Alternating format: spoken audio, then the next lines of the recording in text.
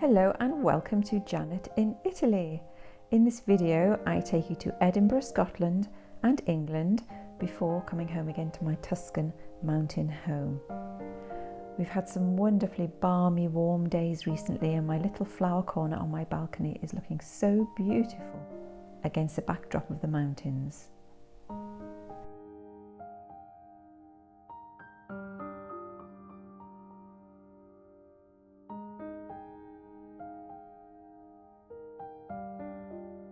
Look into the distance.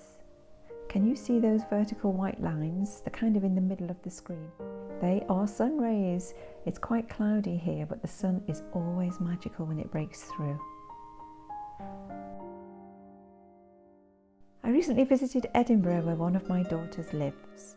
I had the most wonderful time after not having remembered it in a good way after a family holiday there in my teens. Look at all of the quaint shops and interesting buildings.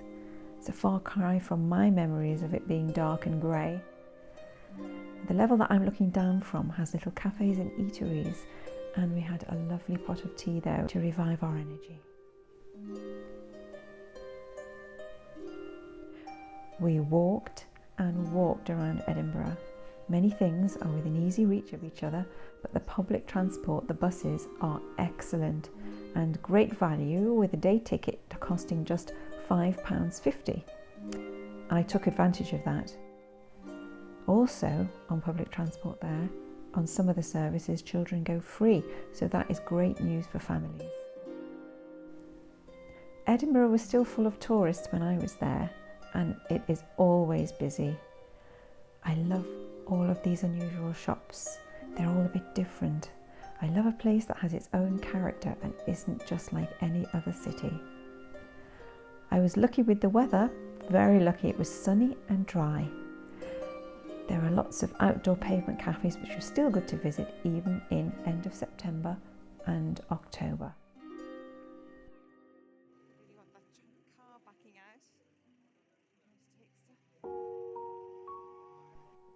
My daughter took me to the National Museum of Scotland. Up on the roof terrace there is a wonderful view of the city of Edinburgh.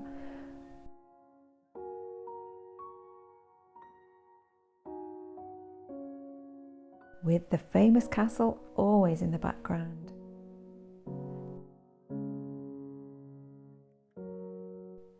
Going back in, we were stopped in our tracks by the loud music and this 10-metre high clock. It's the Millennium Clock, commissioned in 1999, which tells stories about the 20th century, including highs and lows, triumphs and tragedies. There was a very good textile exhibition when I was there, so of course we had to visit. And I got so carried away with the looms and spinning wheels that I forgot to film. But luckily my daughter took some photos, so here they are.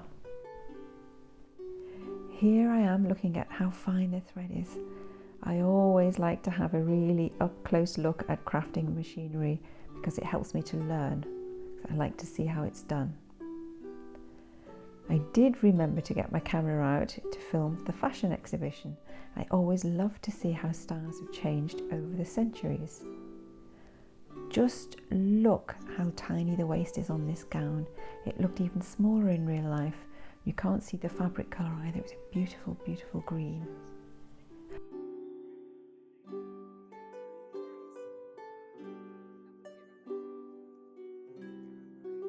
This vivid teal suit is just my style. I love it, even though it isn't practical in my mountain home in Italy. And this frock was very interesting. It's made from strips of fabric stitched together. I'm not sure if my patience would last for a project like this one. I love this tweed suit too. Beautiful.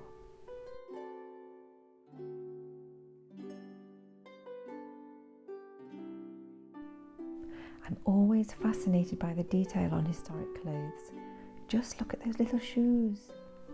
If you haven't already, please consider subscribing to my channel. This serves as a huge encouragement and help to me, and I truly appreciate and I'm grateful for your support. If you would like to, you can also support me by buying me a coffee. I'll leave a link below, or you can use the QR code above. Liking my video also helps me, and don't forget that notification bell.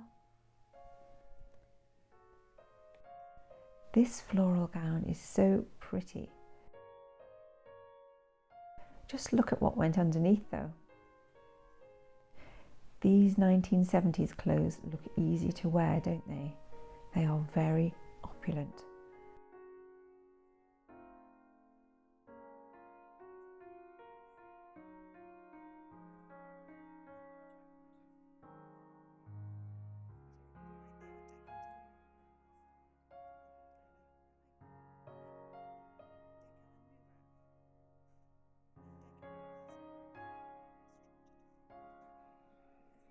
I must confess that I would love to be able to go to events where I could wear clothes like these.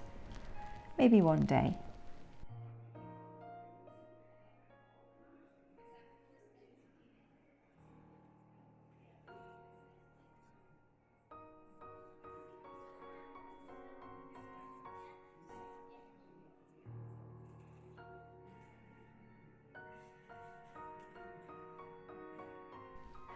This beautiful gown was worn by Audrey Hepburn. It was just breathtaking.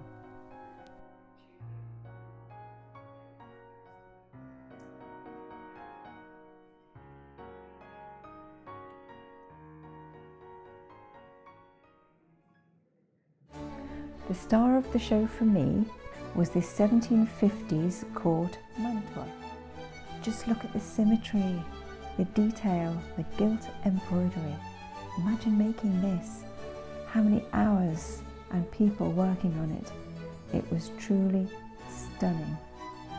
Another highlight of my trip to Edinburgh was a visit to the Balmoral Hotel for a coffee.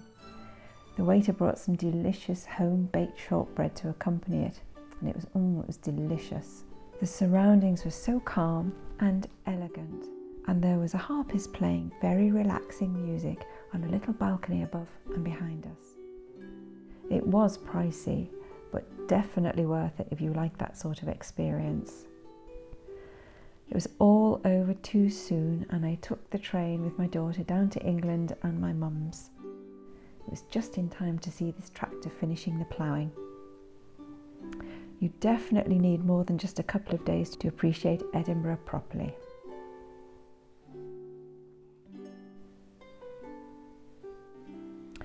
We had a day out to the local town. Actually, it's where I and my daughter were both born. It's got lots of little nooks and crannies and a town centre with a clock. We were going for a thrifting trip, but I didn't really find very much. I did find in one of the thrift shops some sewing tracing paper, and I do need some, and also some watercolour paints and paper. So I decided to practice my painting after my daughter went back to Edinburgh, and I made 2 paintings. Here they are.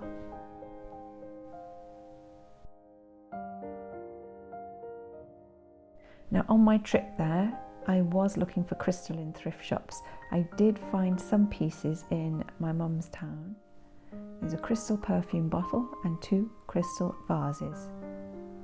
I also, during my stay, visited a retail park and I bought some lovely fabric. It's yellow and it's a print.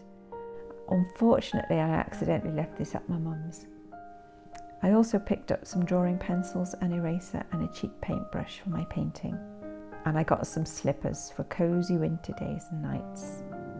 Also, I got some scrubby cleaners and a pumice. I'm so disappointed I left the fabric behind, but my other daughter is at my mum's place as I speak, and she will be bringing my fabric back very soon. So there's definitely a project on the horizon.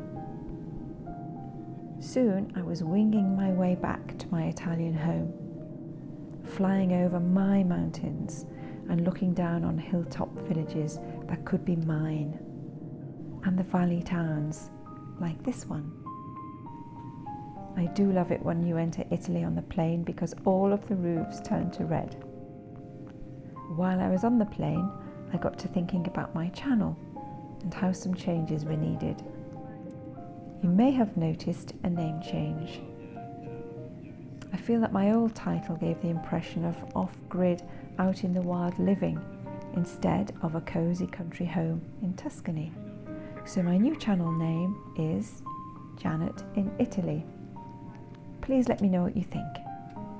It will still have the same cosy content and hopefully with some improvements for you.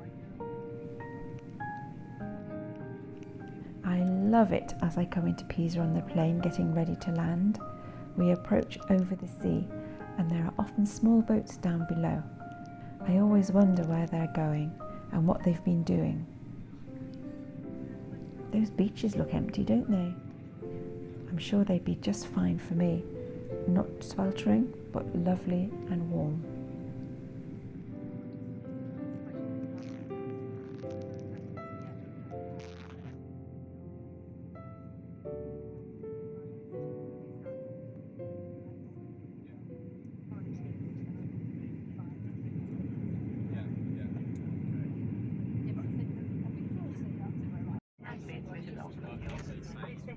It was a bumpy landing, but I was soon outside in the warm Italian air.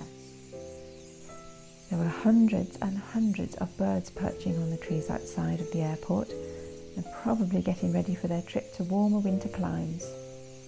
I've only got just another hour or so and I'm home.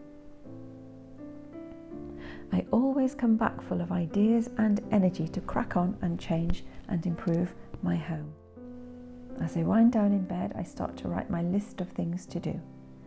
It's fairly long, but I'll share my home improvement journey with you over the coming months. If you'd like to come back and visit my channel, thank you for watching all the way to the end. See you next time.